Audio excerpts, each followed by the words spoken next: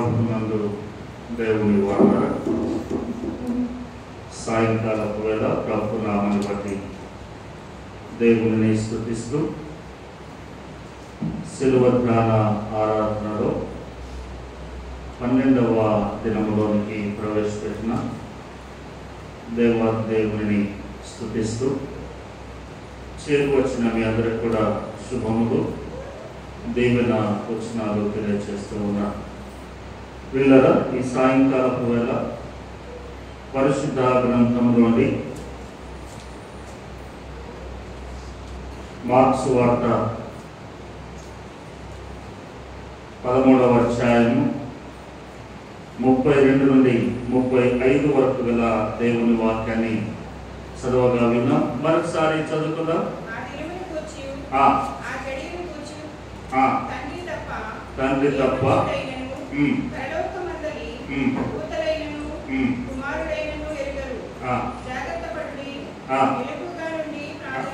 ప్రార్థన చేయండి. ఆ కాలం ఎప్పుడు వచ్చునో మీకు తెలియదు. ఒక మనుషుడు తన దాసులకు అధికారం ఇచ్చి ప్రతి వానికి వాని పని నియమించి మెలకువగా నుండుమని ద్వారపాలకునికి ఆజ్ఞాపించి ఇల్లు విడిచి దేశాంతరము పోయినట్టే ఆ కాలం చాలా ప్రభునందు దేవుని వాదర సాయంకాలపు వేళ ఈరోజు అంశము ప్రతి వానికి వాని పని. ప్రతి వానికి వాని పని. యేసు ప్రభుల వారు శిష్యులతో రెండవ రాకడ సంబంధమైనటువంటి విషయాలను జ్ఞాపకం చేస్తూ ఇక్కడ ఒక మనుషుని గురించి లేదా మనుషుడు ఏమై ఉన్నాడో అనేటువంటి సంగతులను ఇక్కడ జ్ఞాపకం చేస్తున్నాడు. చూడండి 34 అంటాడు, ఒక మనుషుడు తన దాసులకు అధికారం ఇచ్చి ప్రతి వానికి వాని పని నియమించి మెలకువగా నుండుమని ద్వారపాలకునికి ఆజ్ఞాపించి ఇల్లు విడిచి దేశాంతరము పోయినట్టే ఆ కాలము ఉన్నది. ఇక్కడ పిల్లగా మనము జాగ్రత్తగా అక్షరాలను కూడా చదువుకోవాలి. అక్షరాలు ఎందుకంటే చూడండి, ఇక్కడ మనం చదివితే ప్రతి వానికి వాని పని నియమించి మెలకువగా నుండుడి అని అన్నాము అంటే ప్లూరల్ అయితే. మెలకువగా ఉండుడి అని అంటే బహువచనం, ప్లూరల్. అది ప్లూరల్ కాదు, బహువచనం కాదు. అక్కడ మెలకువగా నుండుమని ఎవరితో అంటున్నాడు అంటే ద్వారపాలకునితో అంటున్నాడు. అక్కడ చూడండి, మెలకువగా నుండుమని ద్వారపాలకునికి ఆజ్ఞాపించి ఇల్లు విడిచి దేశాంతరము పోయాడు అని ఇక్కడ రాయబడింది. అయితే పిల్లరా, ప్రభుల వారిని మనం జ్ఞాపకం చేస్తే ప్రతి వానికి వాని పని నియమించి అని అన్నాడు. వాని పని నియమించి అనగా భూమి మీద జీవము కలిగిన ప్రతి మనుషుడికి ఒక పని ఉంది. ప్రతి మనుషుడికి పని ఉంది.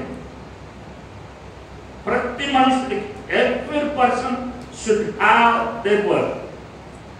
ప్రతి మనుషుడికి వారికి నియమించినటువంటి పని ఉంది. ఏమి లేదు అని అనుకుంటే ఏం లేదు అంతే. నాకేమి ఇవ్వలేదు, నాకేం లేదు అని అంటే ఇక ఏం లేదు అంతే. ప్రతి మనుషుడికి పని ఇచ్చి అని అన్నాడు. అయితే దేవుని మాటలను మనము జాగ్రత్తగా గమనిస్తే కొన్ని సందర్భాలలో మాత్రమే ఈ పని ఇవ్వడం గురించి, పనికి పిలవడం గురించి, పనిని ఏర్పాటు చేయడం గురించి జ్ఞాపకం చేశాడు ప్రభువు. అందుకే మత్తయి సువార్తలో కానీ లూకాలో కానీ మనము చూస్తే అక్కడ అంటాడు, ఒక మనుషుడు దేశాంతరమునకు పోవచ్చు, తన దాసులను పిలిచి ఒకనికి 5, ఒకనికి 2, ఒకనికి 1. ఇక్కడ తలాంతులు అన్నాడు, ఇంకో చోట మీనాలు అని అన్నాడు. మరి ఒక చోట మనము జ్ఞాపకం చేస్తే ఆ మనుషుడు బయటికి వెళ్ళి 10 గంటలకు తన తోటలో పనివారిని పిలుచుటకు, పనివారిని వెతుకుటకు బయటికి వెళ్ళను అని రాయబడింది. 10 గంటలకు వెళ్తే పని లేకుండా నిలవబడిన వారు ఉన్నారు, వారిని పిలిచాడు. 11 గంటలకు పిలిచాడు, 12 గంటలకు పిలిచాడు, సాయంకాలం 3 గంటలకు పిలిచాడు. ఇదిగో ఇంకో గంటలో పని దిగుతాము అనగా 5 గంటలకు కూడా పిలిచాడు. అంటే చూడండి, ప్రతి మనుషుడికి వాని ధర్మము చొప్పున వానికి దేవుడు పనిని ఏర్పాటు చేశాడు. అయితే ఈ పని చేయడము అనేటువంటిది ఎలా ఉండాలి? దేవుడు ఏర్పాటు చేసినటువంటి లేదా దేవుడు ఇచ్చినటువంటి ఈ పని ఏ విధంగా చేయాలి? భౌతికంగా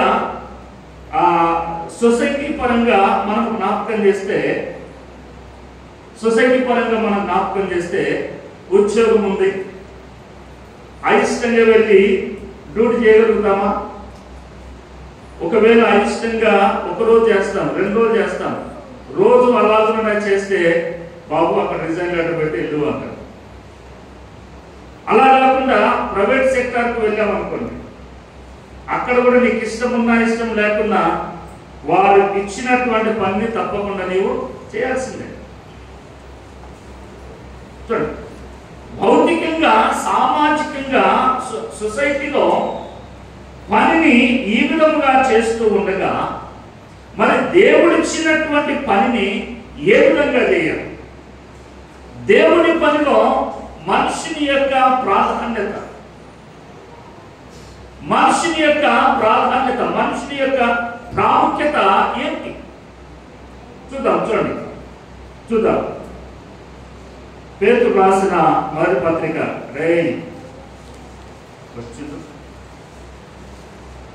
పేతురు రాసిన మొదటి పత్రిక 5వ అధ్యాయం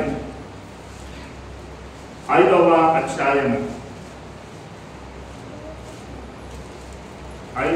అధ్యాయం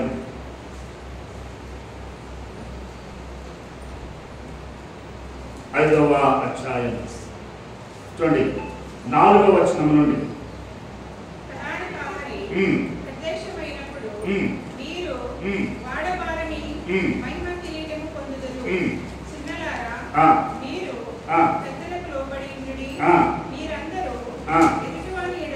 ఎదుటివాని ఎడల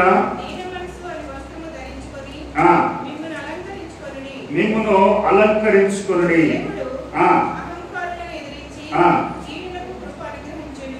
ఒక్క నిమిషం, 2వ వచనం లేదా 1వ వచనం చూడండి.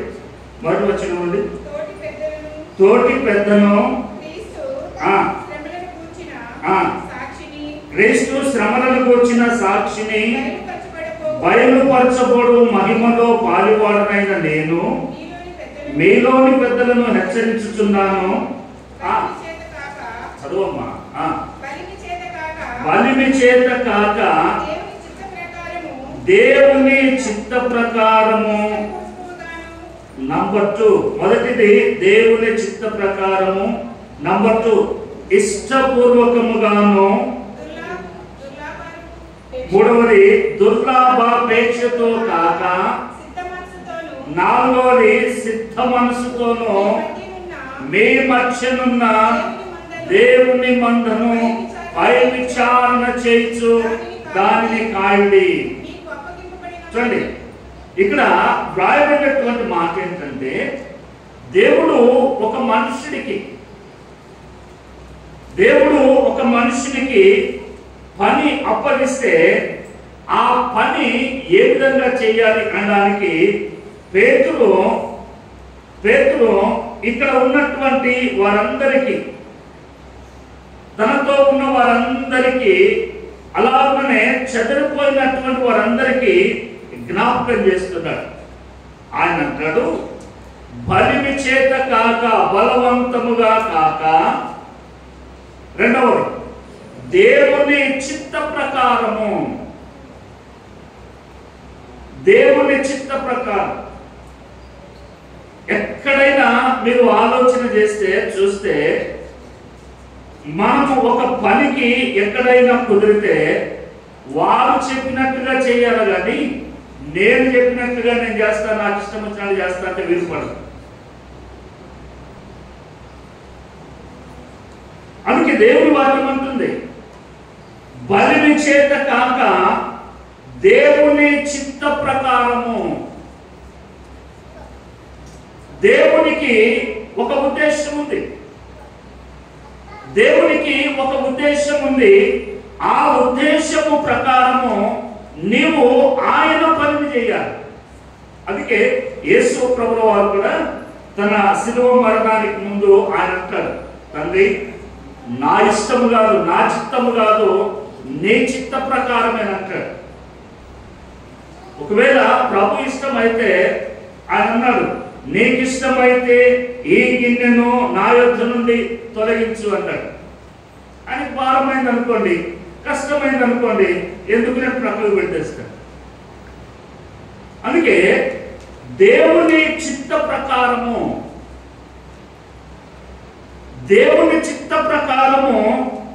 నీవు ఏ పనికైనాను నియమించబడితే దేవుని పనిని దేవుని చిత్త ప్రకారం చేయాలి.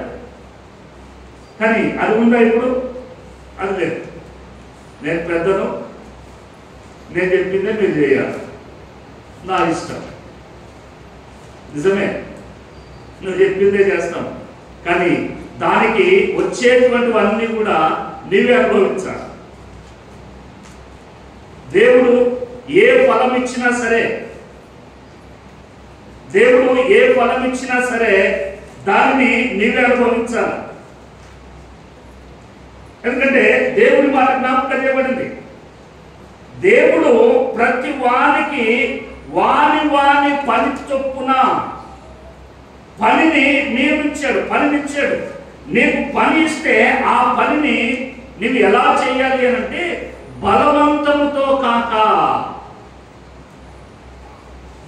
దేవుని దగ్గర బలవంతముతో కాక, దేవుని చిత్త ప్రకారము.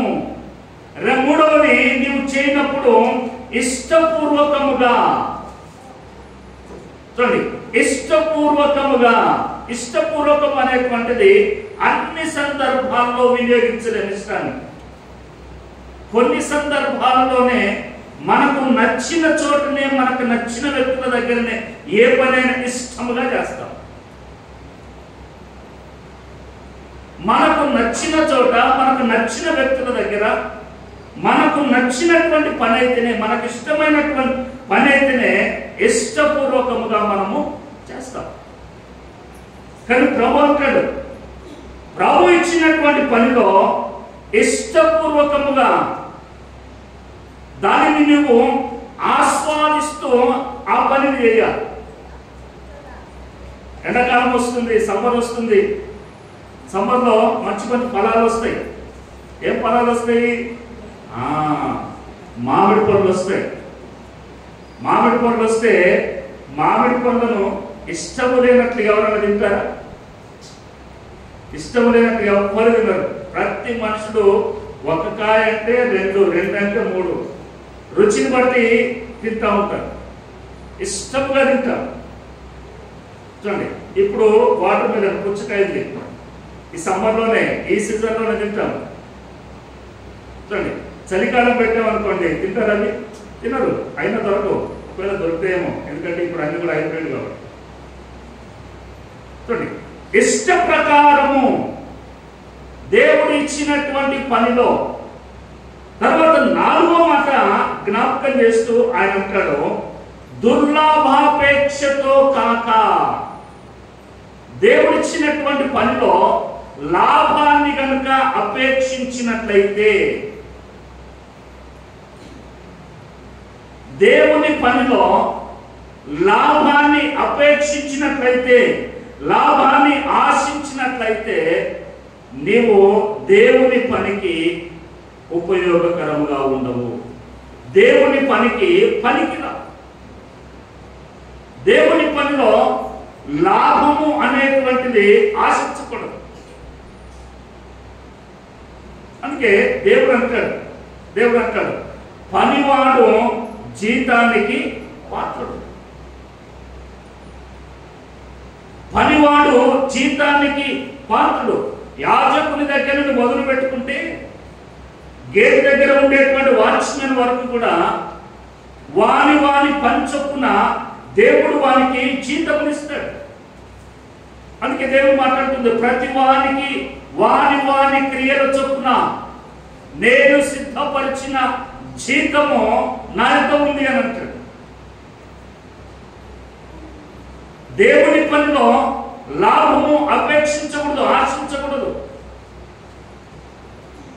దేవుని పనిలో ఇవి సరైనటువంటివి కాదు. ఎందుకు అనంటే ఒక దినాన దేవుడు ఏ మనుషుడికైతే పని ఇచ్చాడో ఆ మనుషుడికి జీతమును సిద్ధపరిచాడు. You are going to be receive that price, లేదా ఆ బహుమానాన్ని ఒక దినాన నీవు పొందుకోబోతున్నావు. అది మంచిదైనను అది చెడ్డదైనా, అది ఏదైనా సరే ఒక దినాన నీవు ఆ బహుమానాన్ని పొందుకోబోతున్నావు. కాబట్టి దేవుని వాక్యం అంటుంది, దేవుడు ప్రతి మనిషికి పని ఇచ్చాడో ఆ పనిలో ఎలా ఉండాలి అని అంటే దుర్లాభము అపేక్షించకూడదు, ఆశించకూడదు. తర్వాత 4వ మాట అన్నాడు, సిద్ధ మనసుతోనూ. పని చేసేటప్పుడు, దేవుడు ఇచ్చినటువంటి పని చేసేటప్పుడు ఎలా ఉండాలి అని అంటే సిద్ధ మనసు అని అన్నాడు. సిద్ధపడాలి.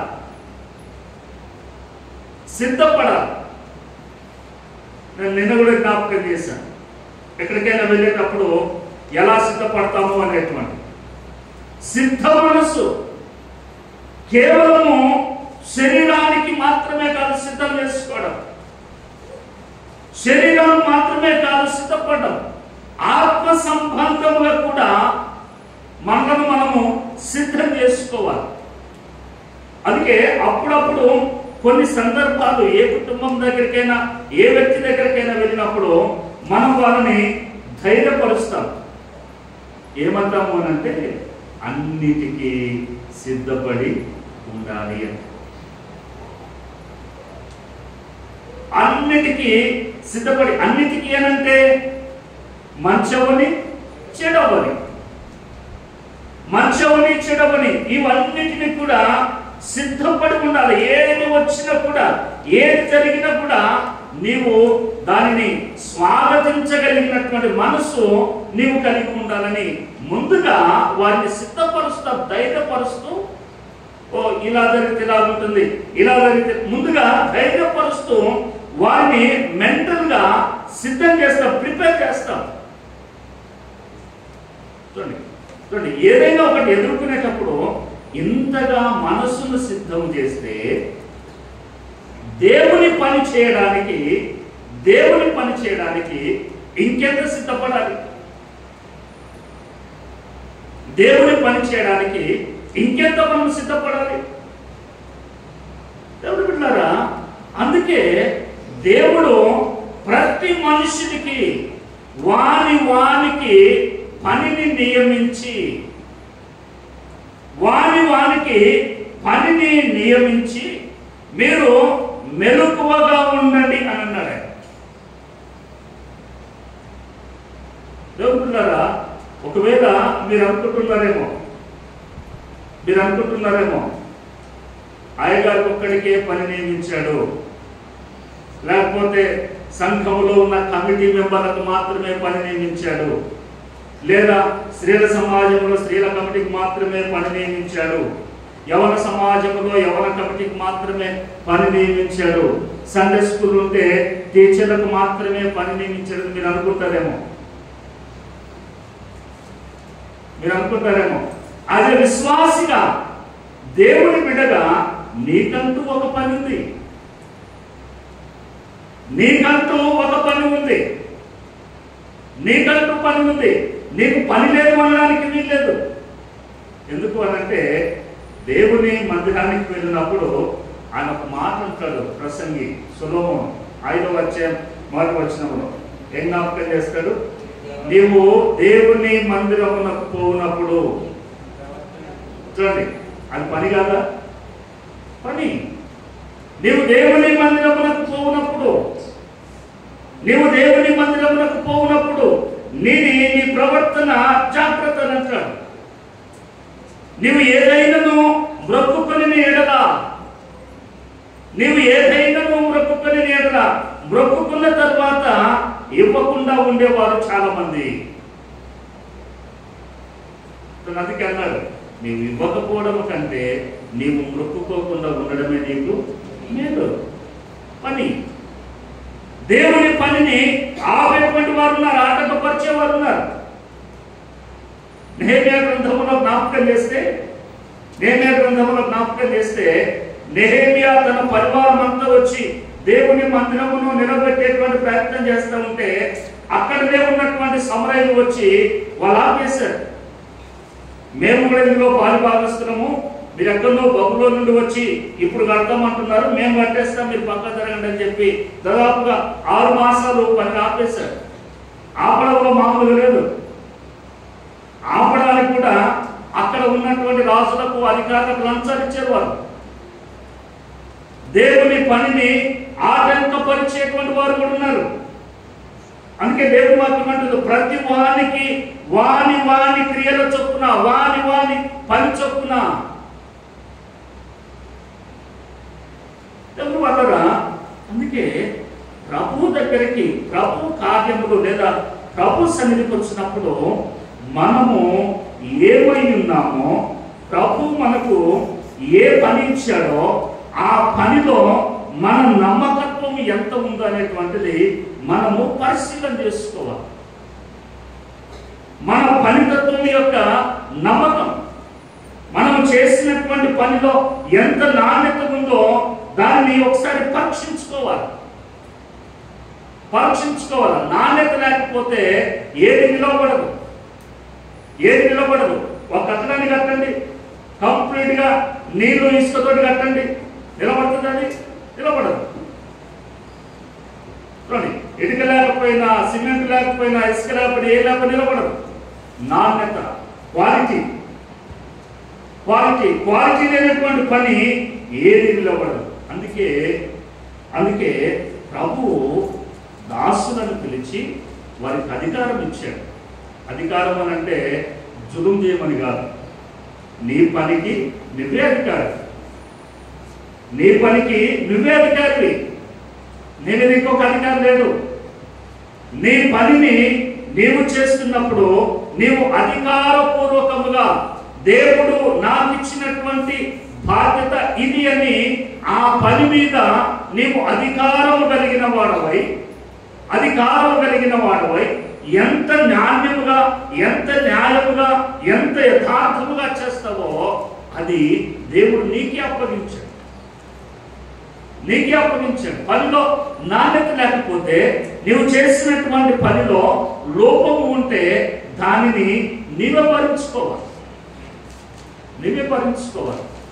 అందుకే ఇక్కడ ప్రభు అన్నాడు, చూడండి, ప్రభు అన్నాడు. మళ్ళా మార్పులకు వచ్చి మనం ముగించుకునేటువంటి ప్రయత్నం, ఇంకొక వచనం మనం చూసి, ఇంకొక వచనాన్ని చూసి మనం ముగించుకునే ప్రయత్నం చేద్దాం. చూడండి, మార్కు 13వ అధ్యాయము 14వ వచనం చూడండి.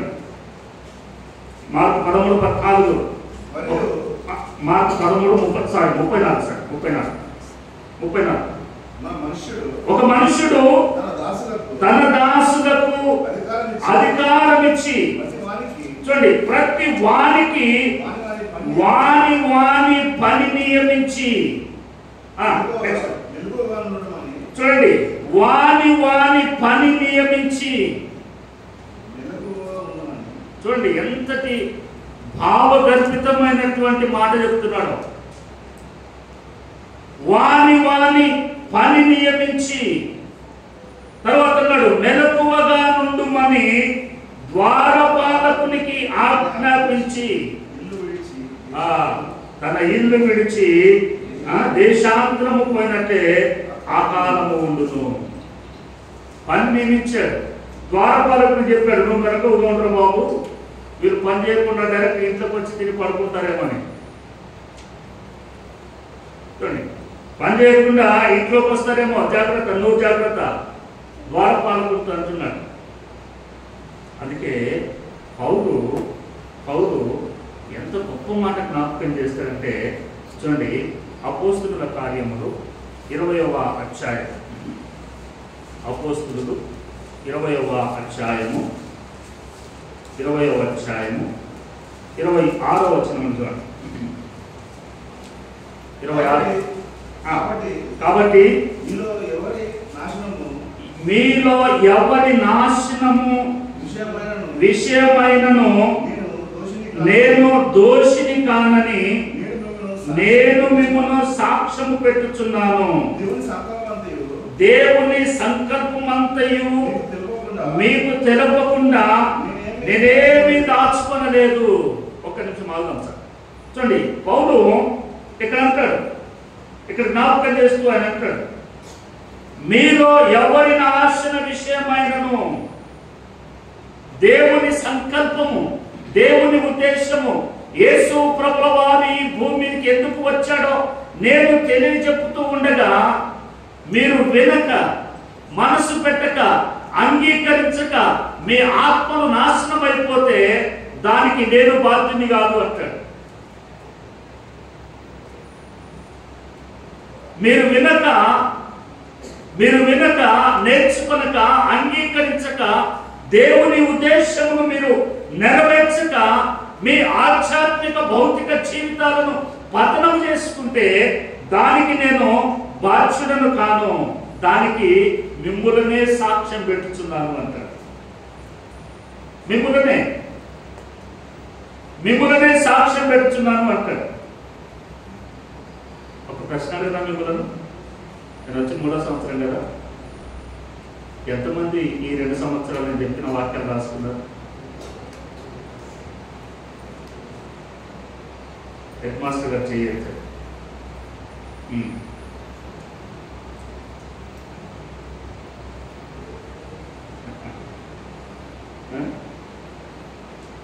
రాయన వారంటే రాయన గారు విడిచిపెడతాం.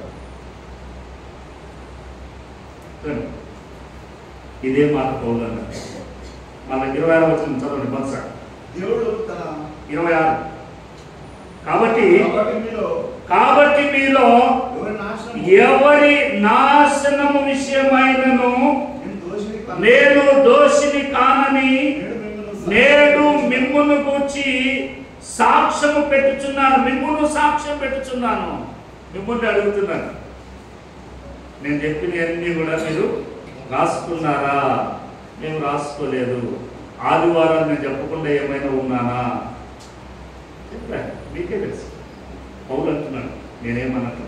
పౌలు అంటున్నాడు. తర్వాత చూడండి, దేవుని సంకల్పం అంతయు మీకు తెలపకుండా నేనేమీ దాచుకోలేదు. దేవుని ఉద్దేశము, దేవుని యొక్క ఉద్దేశము, మానవుడి పట్ల దేవుని యొక్క ఉద్దేశము, దేవుని సంకల్పం అంతా కూడా నేను మీకు తెలపకుండా నేనేమీ దాచుకోలేదు అంటున్నాడు.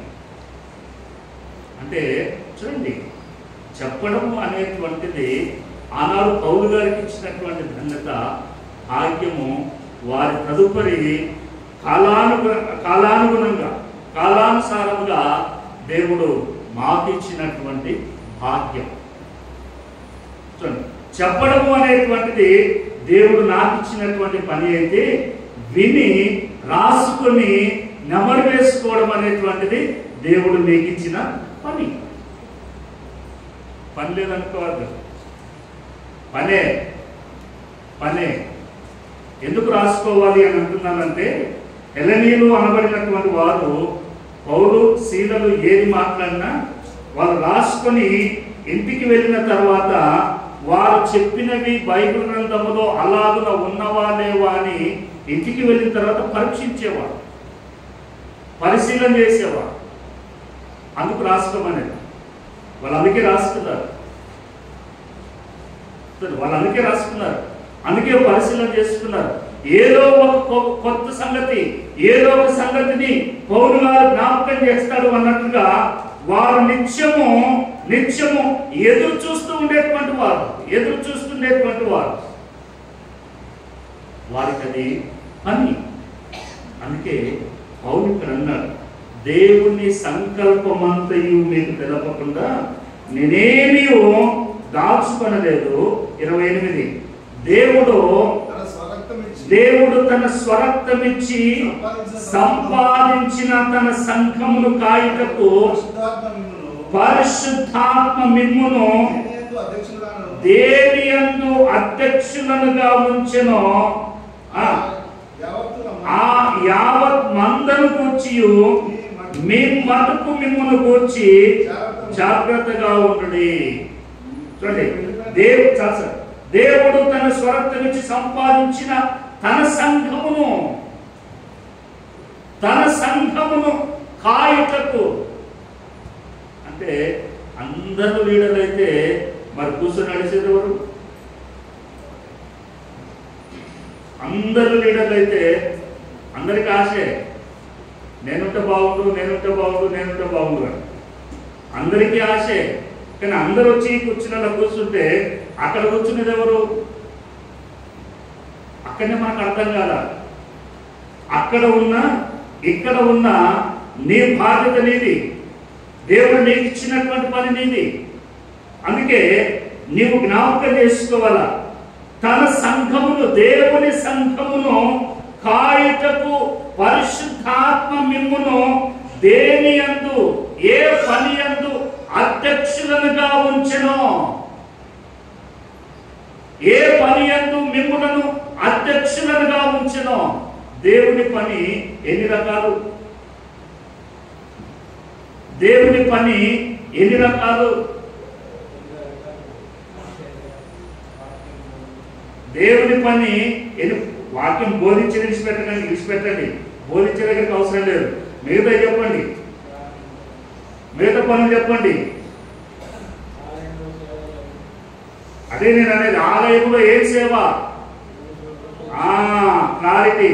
ఆలయమును ఊడ్చుట కూడా దేవుని పని, దాని మీద అధ్యక్షుడివి. ఆలయమును కడగడము దేవుని పని, బెంచ్లు దుడవడము దేవుని పని, ఆదివారం రాగానే సిద్ధం చేయడం దేవుని పని. చూడండి, ప్రతిదీ చూడటము దేవుని పని. చూడండి, ప్రతిదీ దేవుని పనే. అన్ని సిద్ధం చేయగానే వచ్చి కూర్చొని ఇక్కడ నాకు లేదేంటి బుక్కు, అది కాదు నేను ఎవరినేమనట్లేదు. నీ పనిని జ్ఞాపకం చేసుకో, నీ పని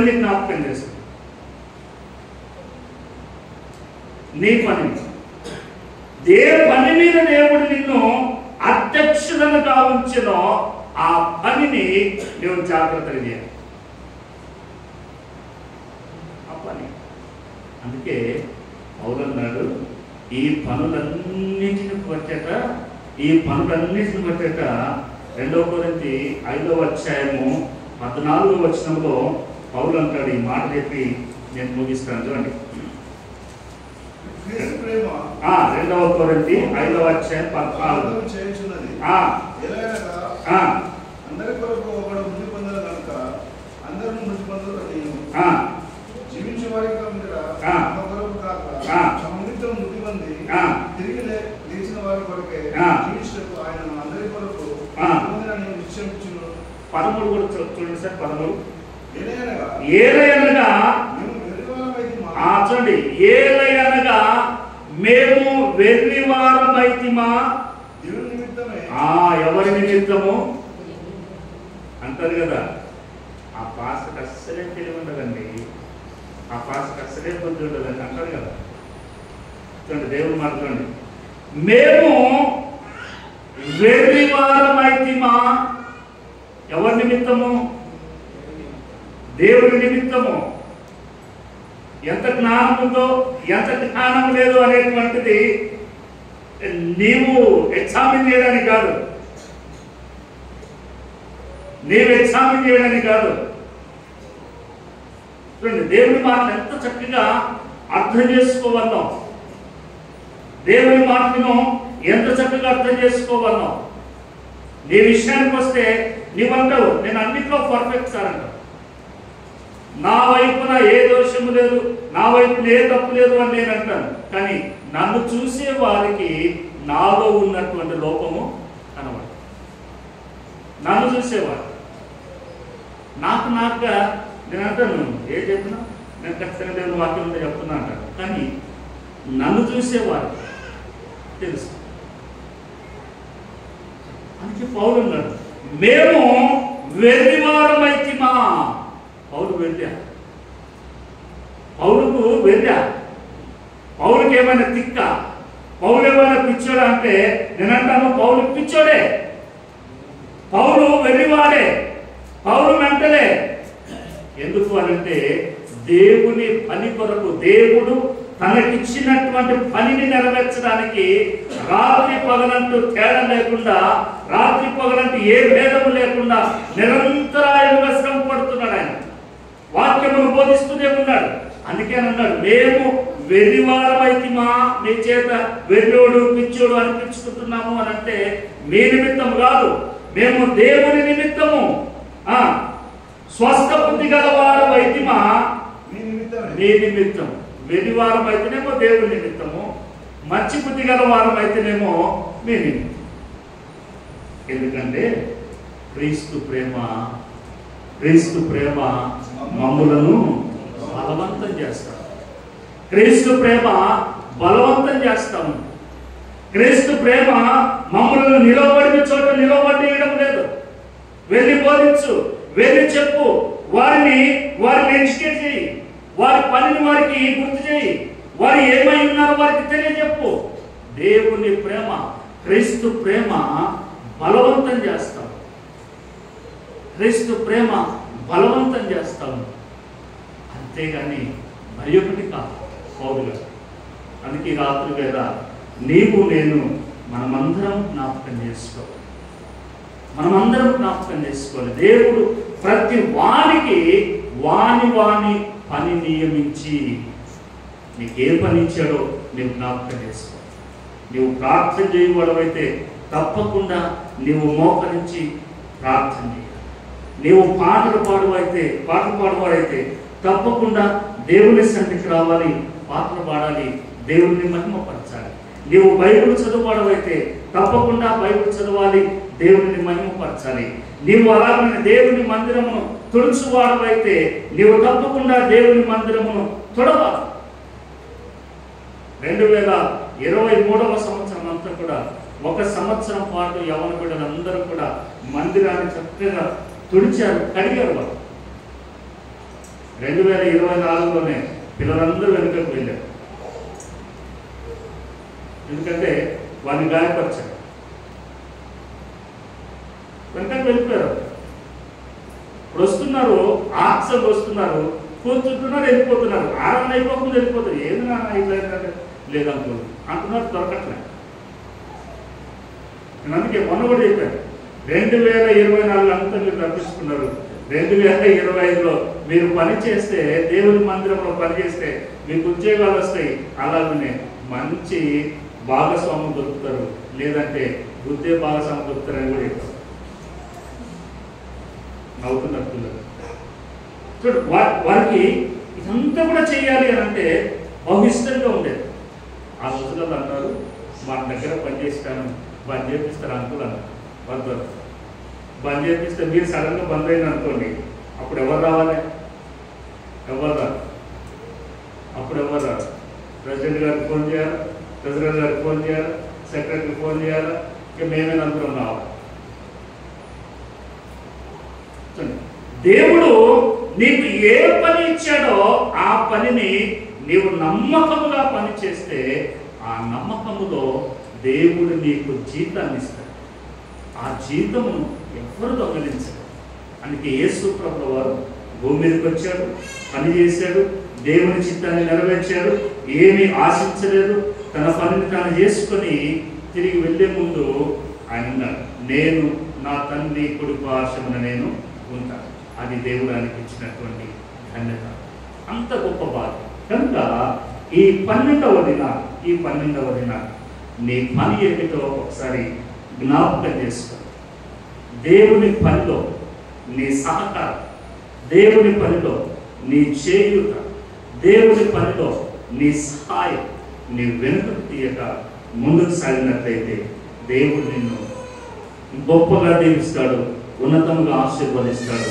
నీ జీవితాన్ని దేవుడు నీకు నమ్మకంగా నీకు అప్పగిస్తాడు. దేవుడి మాటలు దీవించిన గాక. తల వంచుదాం, ప్రార్థన చేసుకోవడం. తల వంచుదాం.